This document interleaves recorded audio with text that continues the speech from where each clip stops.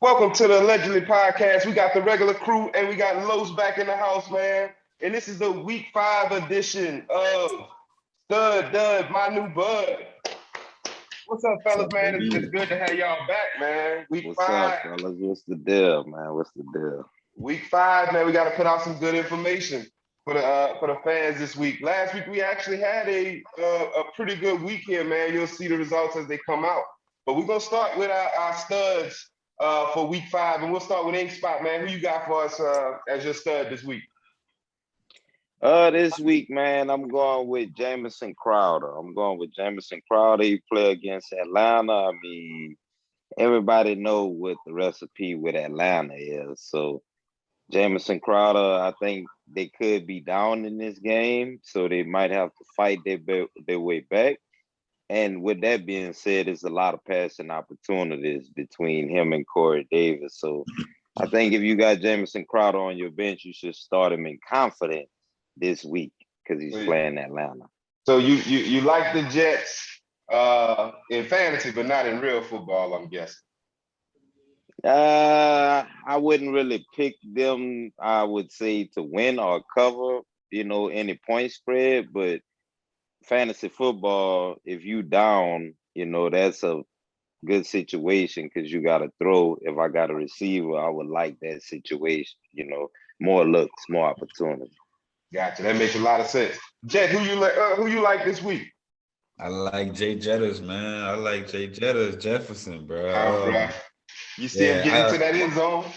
Oh yeah, it's one of my personal favorite players. But he played Detroit this week, and if you notice the Detroit pattern that they give up a lot of big plays in the passing game, and I think Kirk Cousins he's playing really well. Jefferson has started to get the ball rolling. Thielen is a touchdown magnet, but I do think Jefferson may come out of this game with a multiple touchdowns. Man, I think it's going to be a 300 plus yard game for Kirk Cousins, which means Jefferson going to have at least 100 of that, So I would say put Jefferson. Obviously, he's a must start every week, but I think this is the week that you drafted him for sure.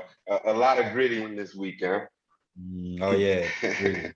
Ain't nothing wrong with that, man. I think he's a dynamic football player, so it's always exciting to see him on the field, and he's a fantasy football player, man. He'll put up numbers for your team. I think that'll be a good one. What you talking about, Los? Oh, we're going with CeeDee Lamb for ours this week. He had a couple down weeks in a row, and I think he's gonna bounce back. Dak slinging that thing, and yeah, I think he's gonna bounce back this week. I got CeeDee Lamb as my stud against the Giants. So, fellas, if we're looking at this, we got all wide receivers in our stud position. Is that just because it's a PPR league, or y'all just think that this where it's at this week? Well, I mean, it's a passing league overall. It's just football is just a passing league now. And with Lamb and Jefferson, I think the situations they're in for sure, trumps anything else. And Jamison Crowder coming back from I guess in IR, right? He was on IR, or was he? Yeah, he was hurt. Yeah. So his first game back. I mean, he's always a guy that he finds himself open. He's operating in the slot. So maybe PPR does play a factor, but overall, I think just the way football is played today, mostly. Nice. All right, so let's get to those individuals that we should be avoiding in our lineup this week. Let's go to our duds.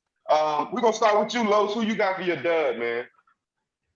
Might not be a popular choice, but I got Ja'Marr Chase as my dud this week. I think he's been doing well, and I think he's going to draw the attention that he deserves from Zaire Alexander this week, Green Bay. And once you draw that assignment, man, that's tough. So I got him on the watch out alert for not exploding how he been doing. So that's my dud for this week, Ja'Marr Chase. Sometimes it's like that in the NFL, man. You run across that matchup, and it's just not your week. So you got to temper down those expectations. So I can see how you go there for that one. Ink Spot, what you got, man, for your dud? I got and this is kind of funny because he's had 2 good games in a row, but I'm just saying watch out for your expectations this week with Clyde Edwards-Helaire. And my reasoning is he's playing Buffalo Sunday night. Buffalo has the number 4 ranked run defense in the league. Sneaky, you wouldn't think that, but they really against Kansas City, they don't mind just going all out passing. So simmer down your expectations, and if you got somebody else that you feel comfortable with, kind of give them a look this week over CEH. I'm not saying CEH is not a good play, but this week, kind of scale back your expectations. So 3 times is not a charm for CEH. Not a charm. Not against Buffalo in the Sunday night game, prime time. Mahomes like to show off a little bit, and I think that could get him putting it in the air a lot. I can almost guarantee that that CEH owners probably missed one of those weeks. They were probably upset with him and probably missed that first big game out of him. And they got him right back in the lineup next week. But you saying temper them expectations this week on him. Yes, indeed. If you got another option, I'm saying feel better about him this week because of who CEH is playing. Yeah, I'm not saying he's not a great option because he's in maybe the high-powered offense in the league, but they will go pass happy, so be careful. Gotcha. And who are you avoiding this week, Jet?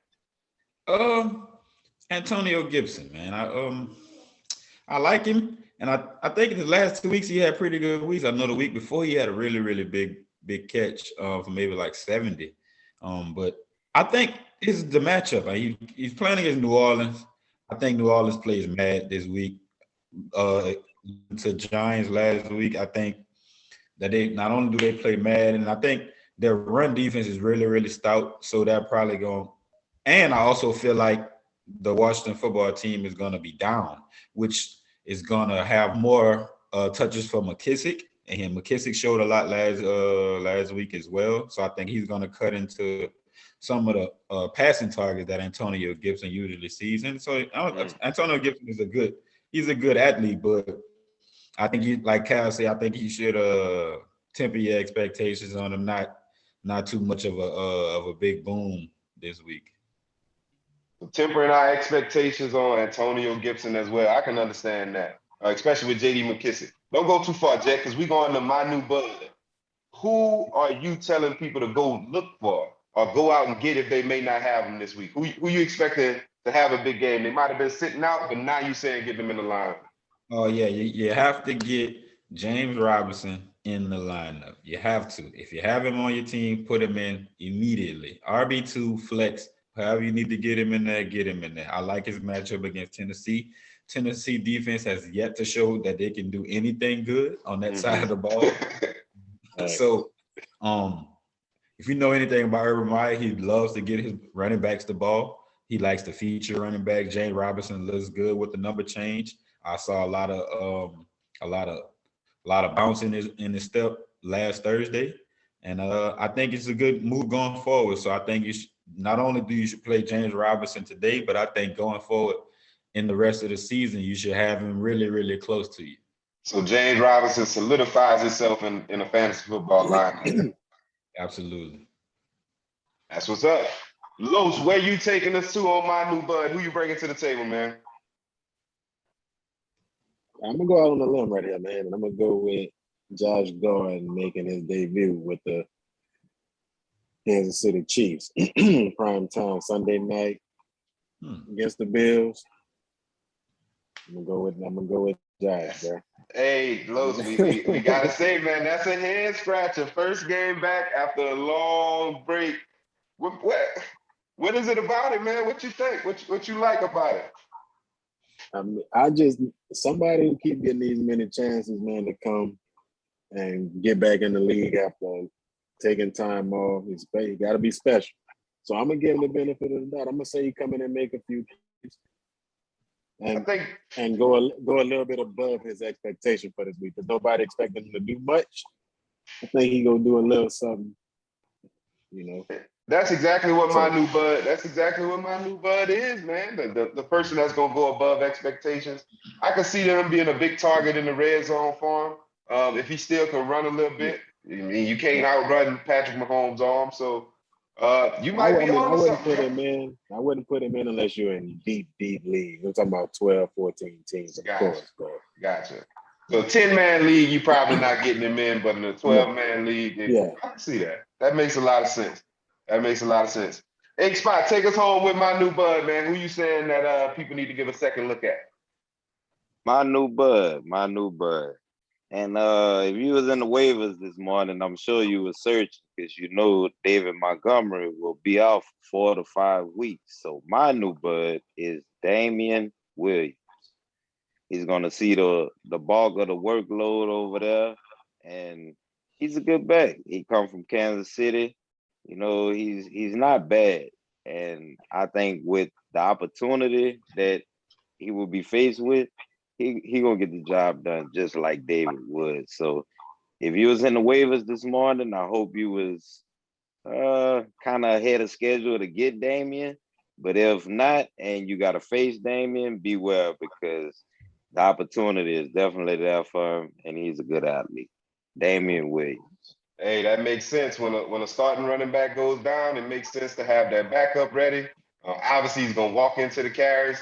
It's just whether or not he's gonna do something with him. So, hey, that's a nice play right there. I have to say that's a pretty nice play. Before we leave, Stud my new bud, there was some activity early this morning in the NFL, and a marquee player switched teams. Stephon Gilmore ended up with Carolina. What y'all think that do to that defense? Man. Man, they already got a load of talent. I think when Carolina made this move this morning, they was sending a statement to the league that we really trying to do something right now. And if it don't work out this year, I think they really building up for the future. I like what they got going on because Gilmore is the MVP. I mean, you can shut down one half of the field. I think that helps their fantasy chances. They already was a decent fantasy defense. I think it's gonna give them a little bit of boost, maybe in the turnover department. But Yeah. yeah, hey, that's a you good can't have pickup. enough I mean, they fun. only You gave can't up have a enough sixth of them. round pick. Exactly. They only gave Exactly. up a sixth round pick to get him, man. So that's a dynamic play on the back end and go with him. Like you said, a load of talent over there. Great pass rush and great coverage. It's tough. See, That's a man. good We'll pickup. we'll see. We'll see how it affects fantasy football. So this is our advice for you guys this week in week 5. Who to put in the game, who you need to be taking out of your lineup, and who you should be considering sliding into your lineup or going pick up in the week 5 editions of Stud my new bud. Y'all stay tuned. We'll be back with salary capping. And you get some more fantasy football insight from me and the rest of the fellas here at Allegedly.